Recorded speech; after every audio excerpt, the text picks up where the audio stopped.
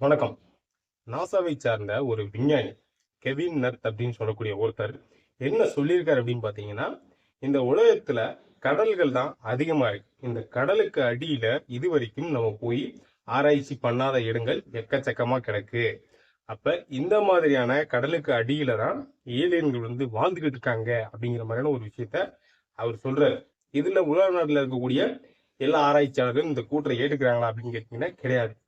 ஏலியன்கள் இந்த பூமிக்கு வந்திருப்பாங்க அப்படிங்கிறதே நம்மளால ஏத்துக்க முடியல. அவங்க கடல் கடியில் தான் வாழ்ந்துட்டு இருக்காங்க அப்படின்றத நம்மளால எப்படி ஏத்துக்க முடியும் அப்படிங்கிற மாதிரி அவர்கிட்ட கேட்டதுக்கு அவர் என்ன சொல்றாரு அப்படின்னு பாத்தீங்கன்னா, இந்த உலகத்துல கிட்டத்தட்ட அமெரிக்காவில மட்டுமே பாத்தீங்கன்னா 3 நிமிஷத்துக்கு ஒருத்தர் நான் பறக்கும் தட்டை பார்த்தேன், யூஎஃப்ஓ பார்த்தேன் அப்படிங்கிற மாதிரியான விஷயங்கள்லாம் நிறைய சொல்லிக்கிட்டு இருக்காங்க.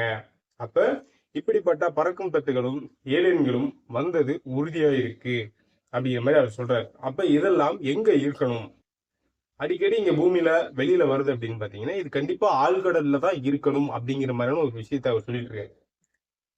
அதாவது பொதுமக்கள்ல யாரோ எங்கேயோ பார்த்தாங்க அப்படின்றத இவர் எடுத்து என்ன சொல்றாரு, இந்த மாதிரி அப்படிங்கிற மாதிரி சொல்லிட்டு இருக்காரு.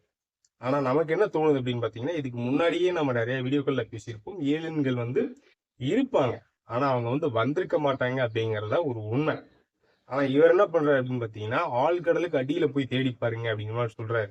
அதாவது போக முடியாது அப்படின்னு தெரிஞ்சுக்கிட்டு இவர் பேசுறாரா, இல்ல தேவையில்லாத செலவுகளை இழுத்து விடுறாரா அப்படிங்கிற கேள்விதான் நமக்குள்ள வருது. அப்ப ஒட்டுமொத்தமா இந்த உலகத்தில் 75% நீராலான பகுதியா இருக்கு.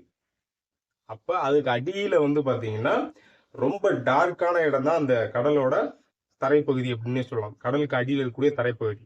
அந்த பகுதியை இன்னும் மனிதன் போய் ஆராய்ச்சி பண்ணவே இல்லை அப்படிங்கறதுதான் ஒரு உண்மை.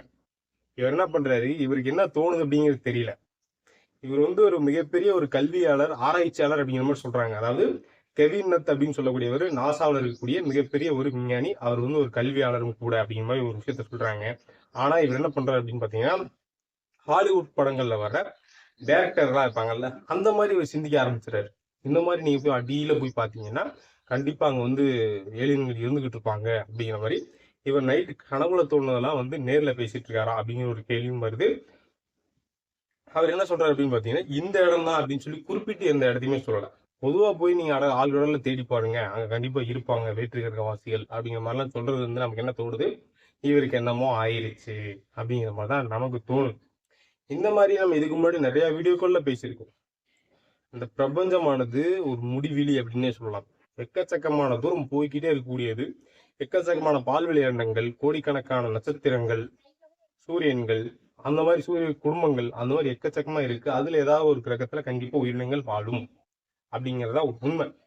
ஆனா அவங்க பூமியில தான் இருக்காங்க, கடலுக்கு அடியில தான் இருக்காங்க அப்படின்றத நம்மளால ஏற்றுக்கொள்ளவே முடியாது அப்படின்னு தான் சொல்லணும். இன்னும் ஒரு சிலர் அவருக்கு சப்போர்ட் பண்ணி என்ன சொல்ல ஆரம்பிச்சிட்டாங்க அப்படின்னு பாத்தீங்கன்னா, நீங்க பாத்தீங்களா, இல்லைன்னு சொல்றீங்க, நீங்க எங்கேயாவது பாத்தீங்களா, ஆழ்கடல்ல போய் நீங்க தேடி பாத்தீங்கன்னா தெரியும், கண்டிப்பா அவங்க அங்கதான் இருப்பாங்க அப்படிங்கிற மாதிரியான ஒரு கூற்றும் நிறைய பேர் நிறைய விதமா பேசிட்டு இருக்காங்க.